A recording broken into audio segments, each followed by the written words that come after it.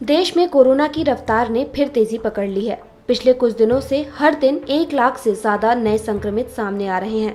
संक्रमण बढ़ने के साथ ही रेमडेसिविर इंजेक्शन की डिमांड भी बढ़ गई है।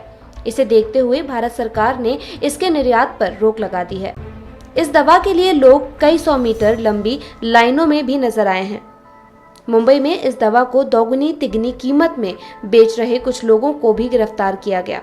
आखिर कैसे हुई रेमडेसिविर बनाने की शुरुआत और कैसे काम करती है दवा, आज समझिए आसान और सरल भाषा में।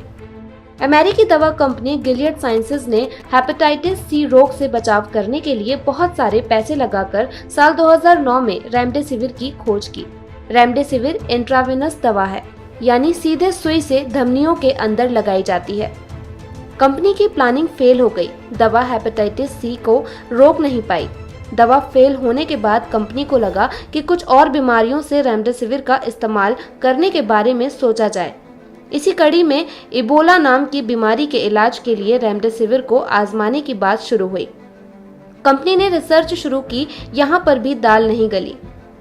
लगे हाथ मारबर्ग वायरस के लिए भी इसकी जांच की गई।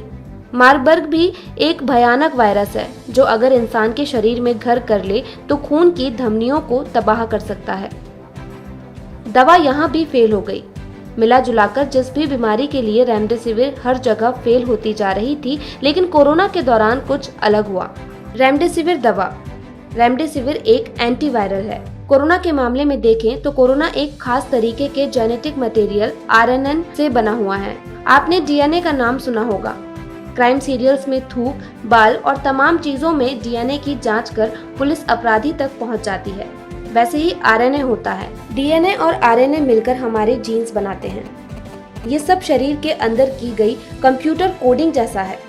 जब किसी वायरस से संक्रमित व्यक्ति को रेमडेसिविर का इंजेक्शन लगाया जाएगा तो रेमडेसिविर शरीर में मौजूदा वायरस के आरएनए को ही रोक देती है। मतलब ये एकदम जड़ परवार है। 2020 में रेमडेसिविर के इसी रिजल्ट के कारण कई देशों ने इसके इमरजेंसी इस्तेमाल की इजाजत दे दी थी, जिसमें अमेरिका, साउथ कोरिया और भारत जैसे कई देश शामिल थे।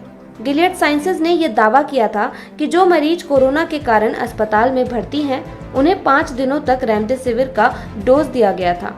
उनके हालात में जल्दी सुधार होने लगे। भारत में 7 कंपनियां रेमडेसिविर इंजेक्शन का उत्पादन करती हैं।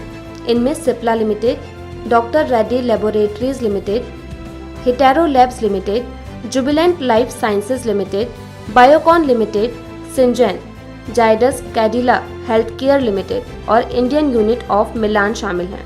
हर महीने इतनी बड़ी संख्या में उत्पादन होने के बाद भी रेमडेसिविर की कमी इसलिए हुई कि कंपनी ने इसका उत्पादन दिसंबर में घटा दिया था, क्योंकि उस वक्त रोजाना 30,000 के आसपास मामले आ रहे थे और इंजेक्शन की डिमांड कम हो गई थी।